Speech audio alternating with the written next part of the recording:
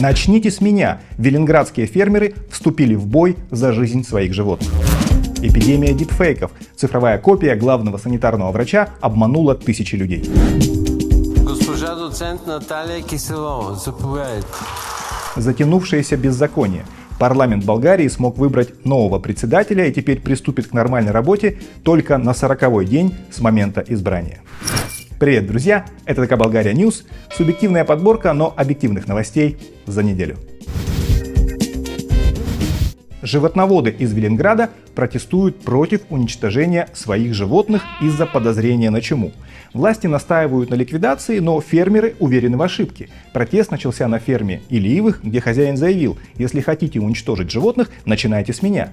Фермеры утверждают, что независимые анализы в Греции не подтвердили болезнь. Власти предложили еще одну проверку во Франции, но протестующие отказались, заявив о недоверии.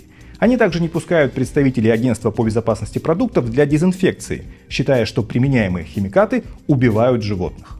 На этом фоне Еврокомиссия требует немедленных действий для предотвращения штрафов и предотвращения расползания инфекции. Власти страны обещают выплату денежных компенсаций за уничтожение стада, но фермеры не согласны и готовы ежедневно защищать своих животных. Я со своей Муркой ни за что не расстанусь. Тем временем в соседних с Велинградом регионах власти ужесточают контроль за передвижением мелких жвачных животных и устанавливают контрольно-санитарные пункты. Мошенники все чаще прибегают к технологиям дипфейка, используя лица известных в Болгарии личностей для создания ложной рекламы. В одной из таких схем подделали изображение главного санитарного врача Болгарии Ангела Кунчева, чтобы продвигать чудодейственный препарат.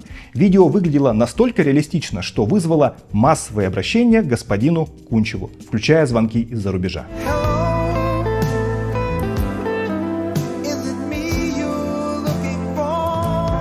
Дипфейки обманывают зрителей благодаря искусственному синтезу речи и движений губ, но зачастую выдают себя неестественными интонациями и ошибками в ударениях. Правоохранители признают, что такие случаи сложно преследовать и вообще довести дело до суда, так как рекламируемая продукция обычно оказывается безвредной пустышкой.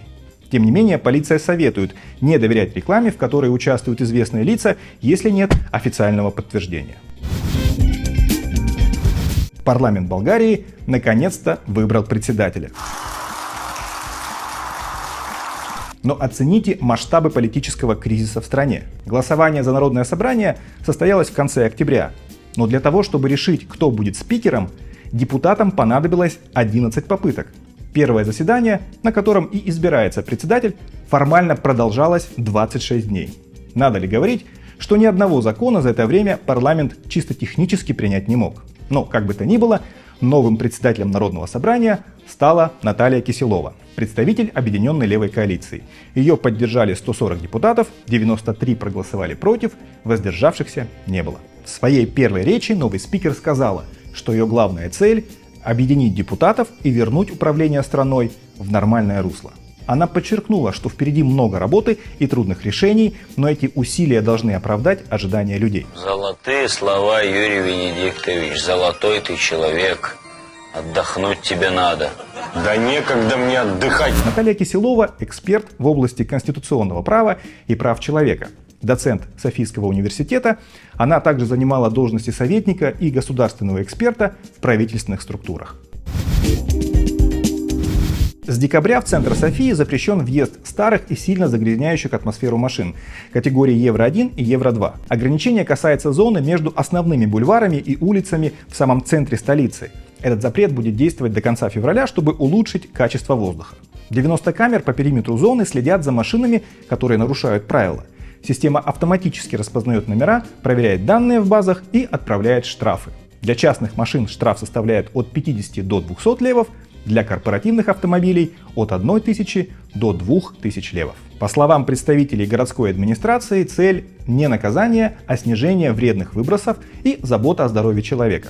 Водителям, для которых действуют ограничения, советуют оставлять машины на окраинах города и пользоваться общественным транспортом. Чего? Но не тут-то было. В первый день введения ограничений запрет нарушили почти 4000 автомобилей. Впервые в истории Болгарской академии наук ее возглавила женщина. На пост председателя избрана Эвелина Славчева. За ее кандидатуру проголосовал 81 участник общего собрания. Ее соперник получил 19 голосов. В своей речи Эвелина Славчева заявила, что ее главная цель – объединить академию и все научные институты страны, чтобы все они работали как одно целое на благо общества и науки. Эвелина Славчева – известный ученый, специализирующийся на изучении материалов и на разработке сенсоров. Она автор более 120 научных работ. Министерство транспорта поддержало идею назвать аэропорт София именем Васила Левского. Предложение поступило от Болгарской академии наук. Для окончательного решения нужен указ президента Румена Радева. После этого начнется официальная процедура переименования. Общественные опросы показывают широкую поддержку нового имени для аэропорта. В Кюстендиле к Рождеству установили, как сообщают болгарские медиа, уникальную естественно-искусственную елку. Идея принадлежит местному художнику Евгению Серафимову, который решил совместить современные технологии и природные материалы. Конструкция сделана из металлического каркаса, на который крепят свежие ветки сосны, собранные после санитарной вырубки в лесах. Елка уже заняла свое место на центральной площади, окруженной зданиями в австрийском архитектурном стиле. Рядом работает рождественский базар, вдохновленный венскими традициями. К слову, ветки для комбинированной елки специально выбраны из стойкой к засыханию породы, чтобы украшение радовало горожан до конца праздников, желательно до 8 марта.